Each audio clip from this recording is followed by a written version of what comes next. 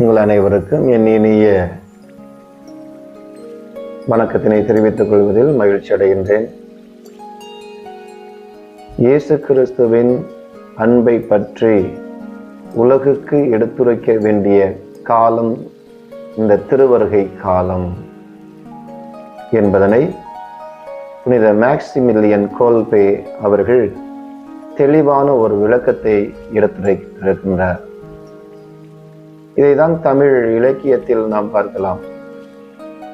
என்னில் இருந்ததொன்றை யான் அறிந்து கொள்ளவில்லையே, என்னில் இருந்ததொன்றை யான் அறிந்து கொண்ட பின் என்னில் இருந்ததொன்றை யாவரும் காண வல்லரோ, என்னில் இருந்ததொன்றை யான் அறிந்து கொண்டேனே என்று சிவ வாக்கியர் இவ்வாறாக குறிப்பிடுகிறார்.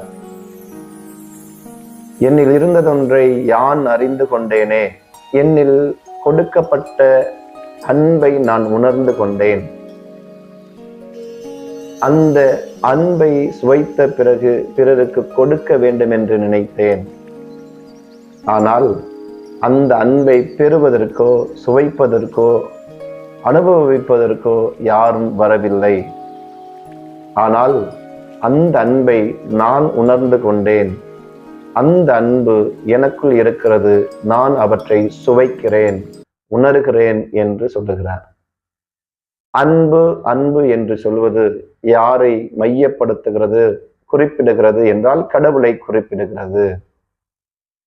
அன்பே கடவுள் என்று யோவான் புத்தகத்தில் முதல் அதிகாரத்தில் நாம் படிக்கிறோம்.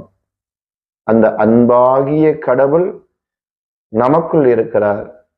நமக்குள் இருக்கக்கூடிய அந்த அன்பை, அந்த கடவுளை சுவைக்க தெரிய கற்றுக்கொள்ள வேண்டும்.